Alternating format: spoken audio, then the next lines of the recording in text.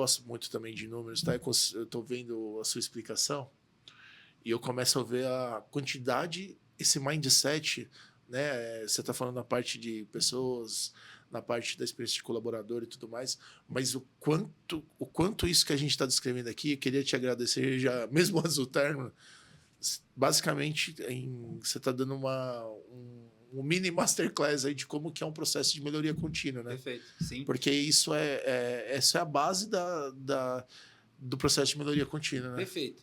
E se a gente subir essa abstração, Certo. falando de VMO, Transformation Office, o que essas estruturas, né, esse jeito, esse framework, ele prega? Ele quer definir, trazer a geração de valor a serviço do negócio.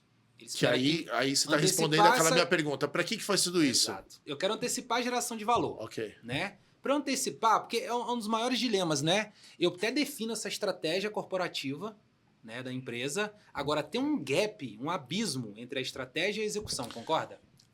Sim. E aí eu vou te perguntar. E aí a pergunta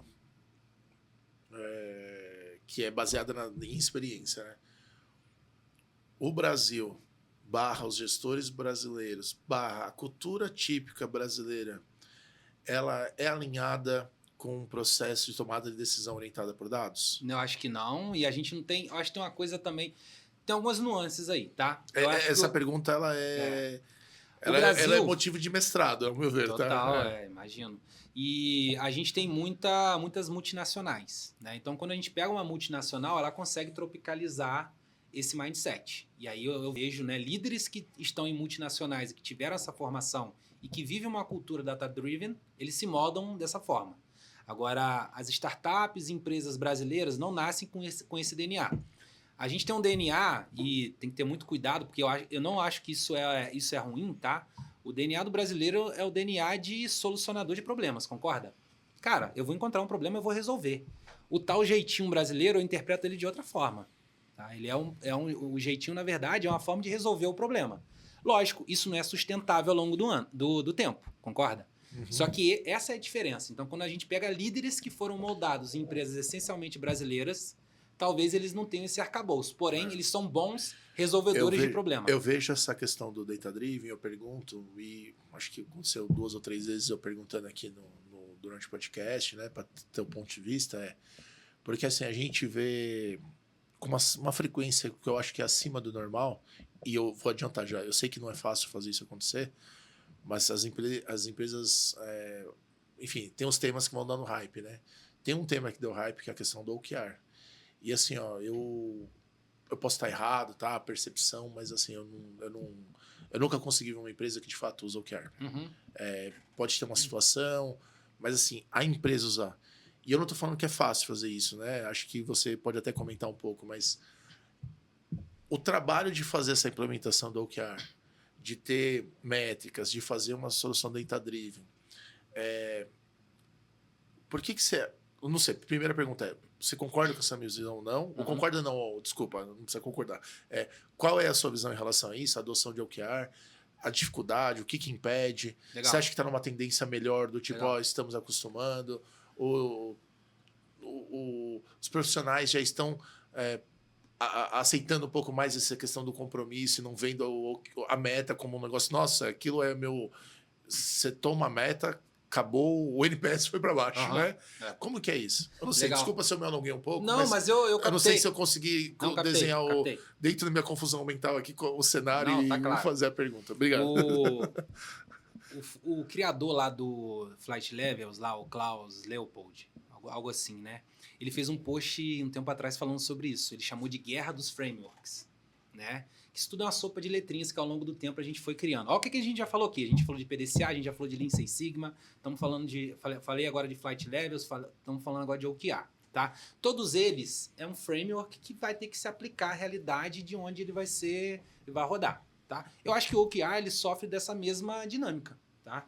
O OKR em sua essência seria lindo, mas a gente sabe. Ele é lindo, é simples, é fácil. E pode funcionar numa área de uma empresa, em outra não. Mas aí você acha que é por uma... enfim, eu tô te cortando. Não, desculpa. Eu acho que pode ter fator cultural, né? Empresas data-driven, quando eu coloco lá uma meta, é uma meta quant, por exemplo, né? Se a gente segue a essência, né, a receitinha do OKR, Eu leio aquilo lá e eu vejo, cara, isso aqui é para a empresa data-driven. Se a empresa não tem essa mentalidade, dificilmente ele vai conseguir implementar na sua essência, concorda?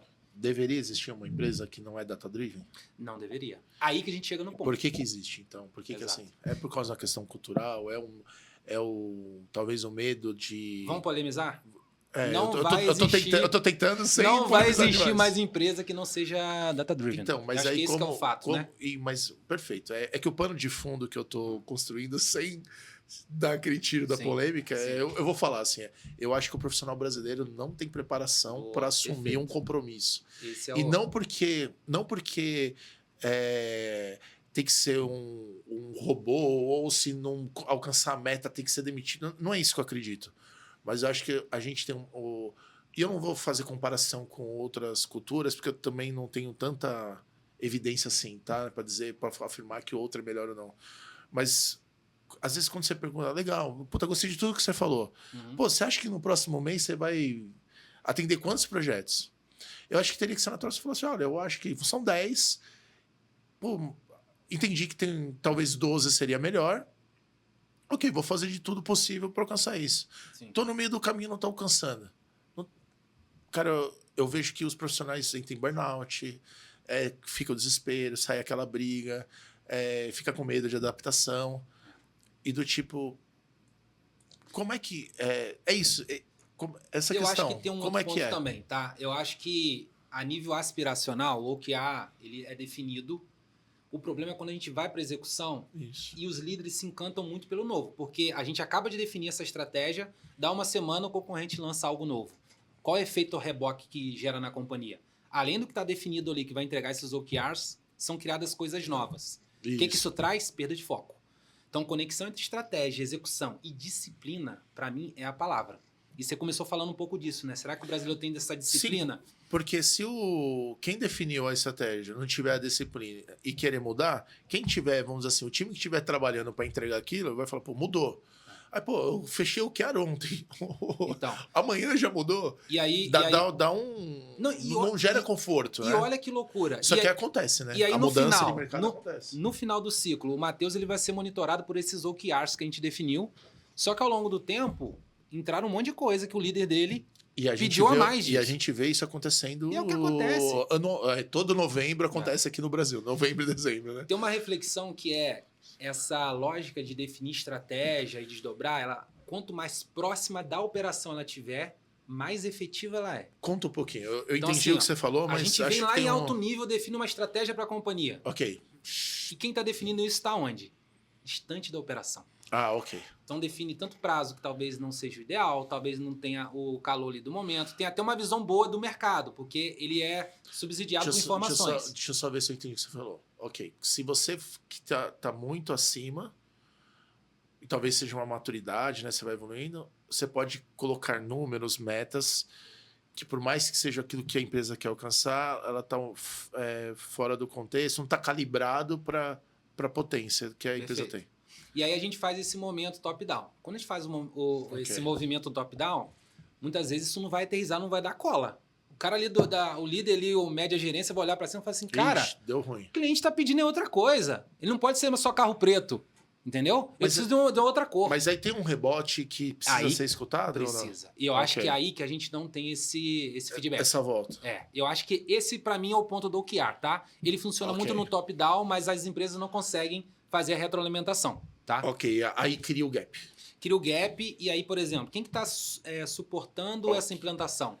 Eu acho que tem um cuidado aqui, a pessoa que está responsável por destrinchar isso, e são vários atores, concorda? Vai ter uma área de estratégia. Putz, você citou legal, você citou stars, mas no mínimo você citou aí, né? Uma liderança, então, você liderou um coordenador, cada um com um olhar e com uma visão que algo deve ser certo, e esse é o caminho que não está errada no olhar dele. Então, por isso que é curioso, né? Porque assim, no olhar individual não está errado.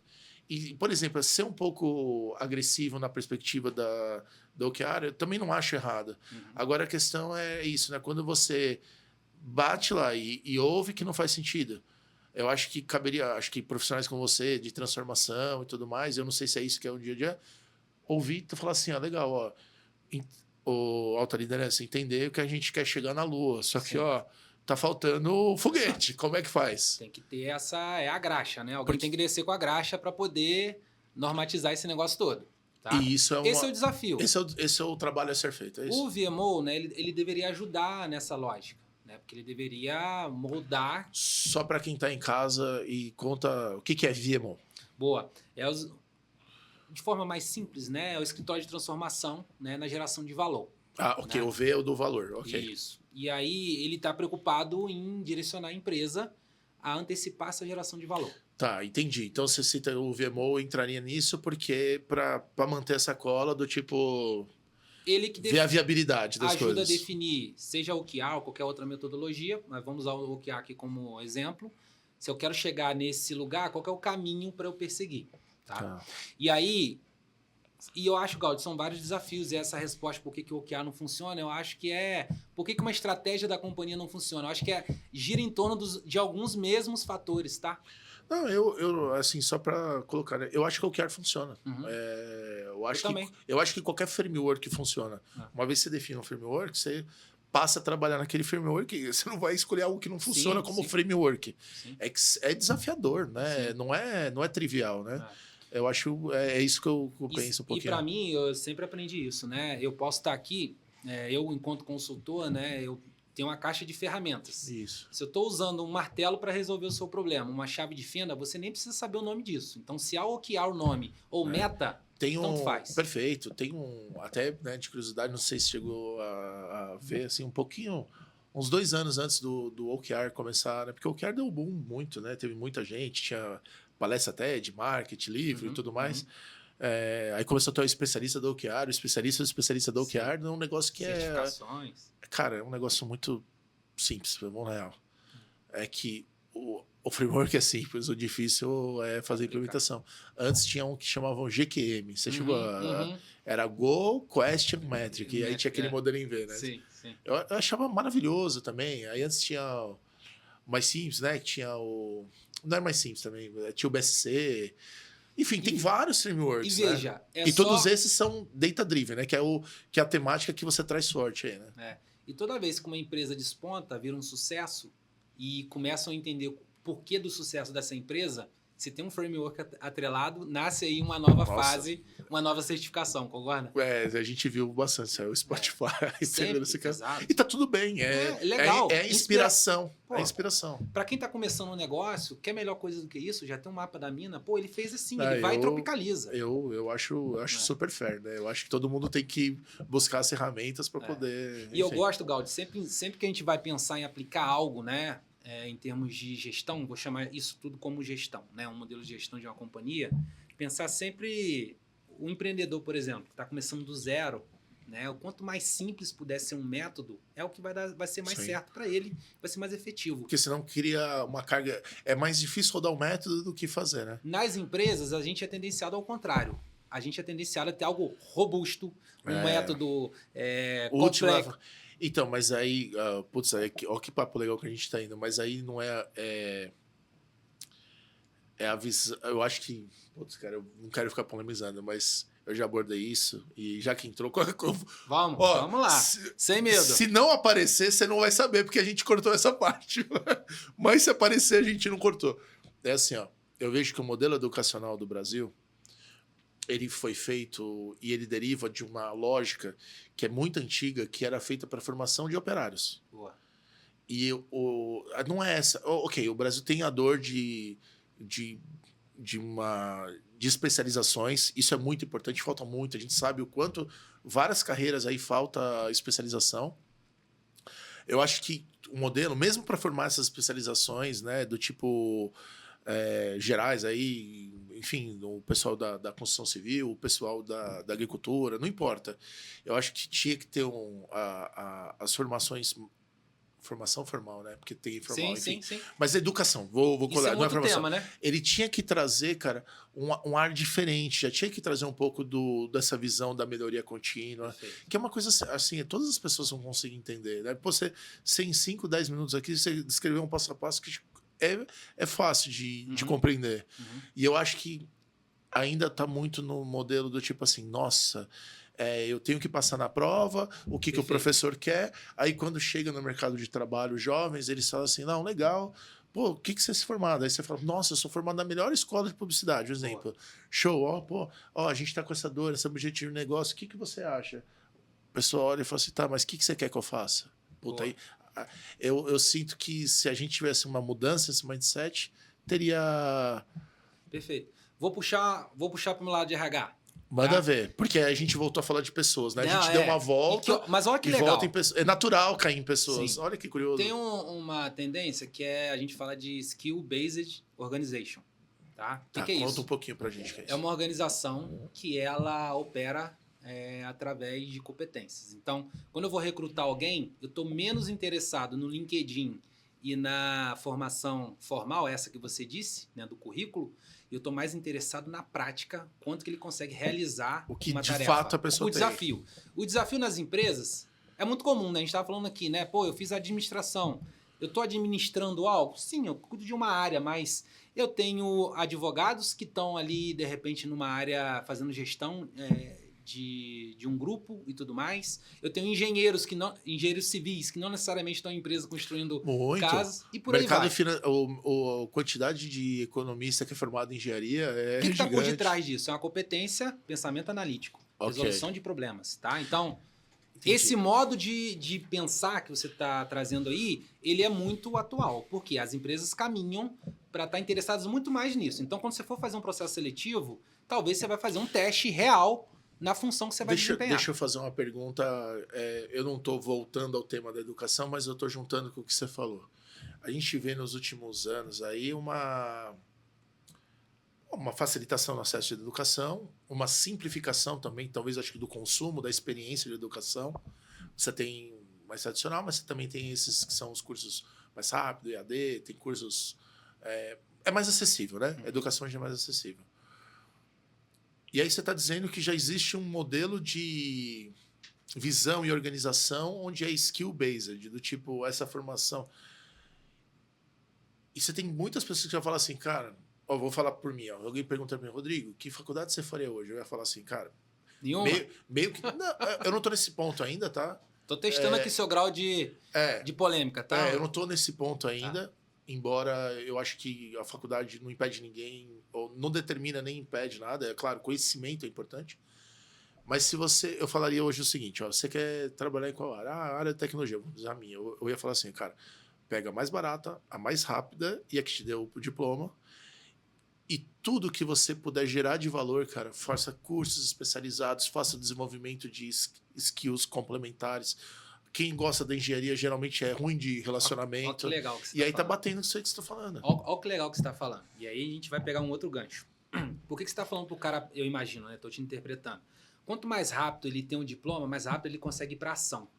Mais rápido ele vai aprender. Ele vai ter uma marquinha lá e vai... Ele vai aprender, ele vai pra prática aprender. Vai pro jogo. Vai testar e aprender. E a gente até, voltando pro nosso tema conector. Já entendi onde você vai, legal. Né? A gente fala muito disso, né? De testar... Né? Errar, aprender rápido, para aprender rápido. Eu fiquei 6 anos na faculdade. Ok, legal. Puta, cara, não.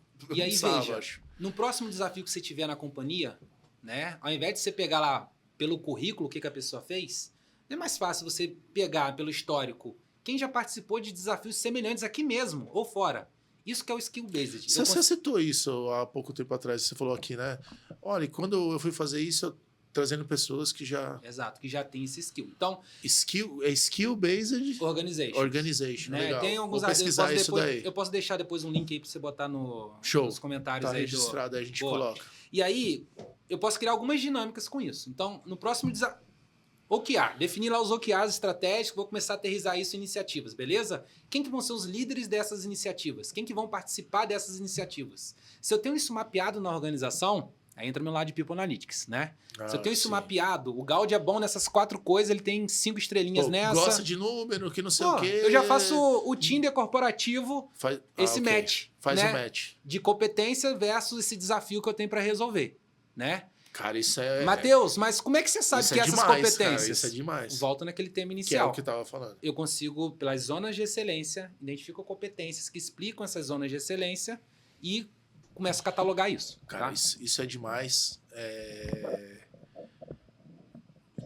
torço aí para que isso comece cada Deveria vez... ser um padrão, né? Por Mas que não não é, é? né, cara? Não é porque a gente, primeiro, é imediatismo. É imediatismo, né? Precisa procedural. definir agora.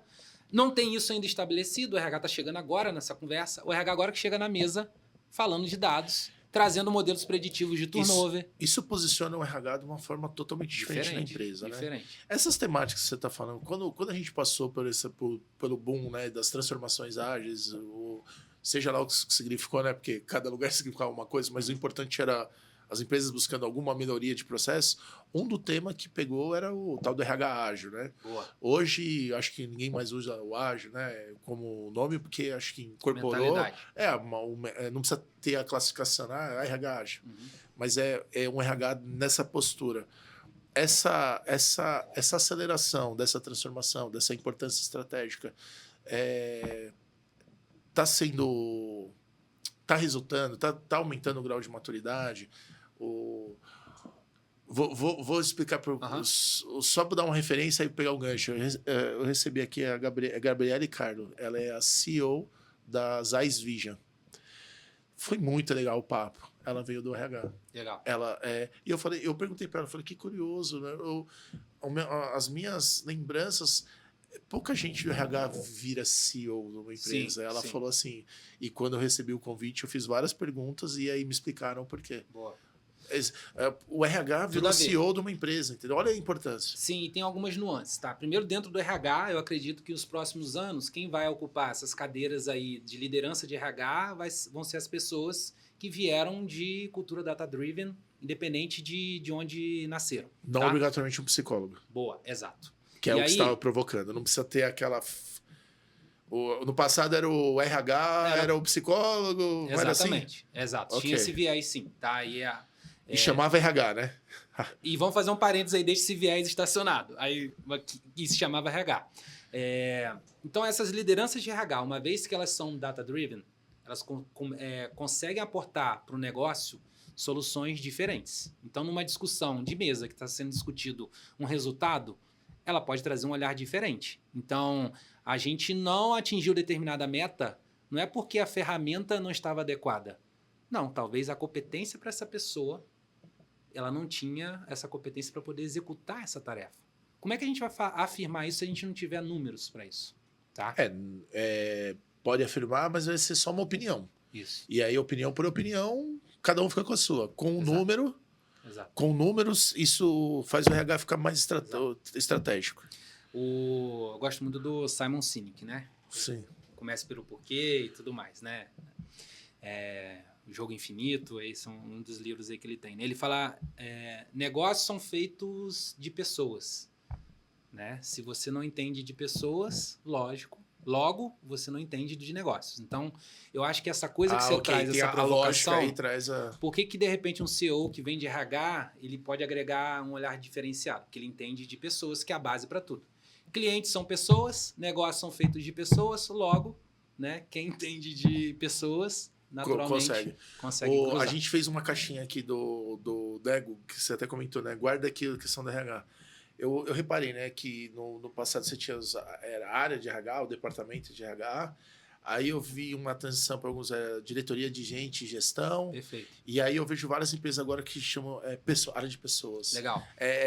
Dentro desse movimento aí que isso está acontecendo. É legal, e isso mostra a mudança de estratégia da própria companhia e do próprio RH se posicionando, para ter esse olhar centrado no colaborador, no final das contas. Um olhar humano que não é um olhar só da performance em si.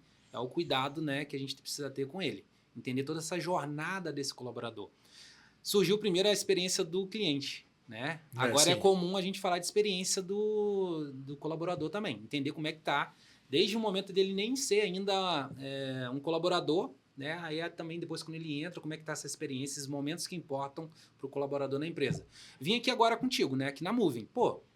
Esqueci o nome dela. Me apresentou me apresentou os andares, mostrou ali, achei super legal os andares, tal, como é que é o ambiente. Isso já é uma experiência positiva que eu tive. 10 isso, cara. Mas veja, eu não trabalho aqui ainda, mas eu já criei uma boa impressão.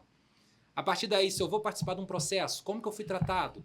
Pelo recrutador, pelo gestor que me entrevistou, né? Como foi esse processo que ele vivenciou para poder entrar na empresa, envio de documentação. Sempre é caótico essas etapas, né? Sim. Mas isso tudo é experiência. Né? E é um momento que gera ansiedade no potencial colaborador, que já faz parte. Né? Momentos que importam. É um parceiro de trabalho, né? Ele só não tá, pode não estar trabalhando na empresa, mas ele está no mesmo ecossistema. Né? Olha que legal, Gaudi. A gente estava falando lá, falando de OKR, a gente subiu a conversa para o nível estratégico. Né? A gente fala de pessoas, a gente está falando no nível, né, de gente, a gente está falando de colaborador. Só que tudo isso que a gente está falando aqui, os dados estão norteando. Porque Sim. Como eu sei se o OKR foi efetivo? Um dado que mostra que eu atingi. Exato. Como que eu sei que essa pessoa não está performando? É um dado mostrando. Né? Então, essa cultura data-driven, ela conecta tudo. Então, para mim, eu volto naquela lógica da tríade que a gente estava no início. Né? Negócio, cliente e colaborador conectando tudo isso. Essa questão do data-driven, eu lembro que eu fiz um paper relacionado sobre o mundo digital, né? E o data-driven company é o chassi disso tudo, né? Perfeito. E é muito comum as empresas se perderem nesses hypes que surgem. O hype agora atual é da inteligência artificial, concorda? Sim. As empresas estão criando chatbots com IA embarcada, isso que elas falam, né? Que no fundo é uma FAQ elaborada. É essa a experiência? A IA ela pode ser muito mais do que isso. E a gente às vezes se perde querendo gastar energia da organização para isso, sendo que tem coisas básicas que a gente precisa oferecer. Às vezes o cliente ele só quer ser atendido de forma rápida, concorda?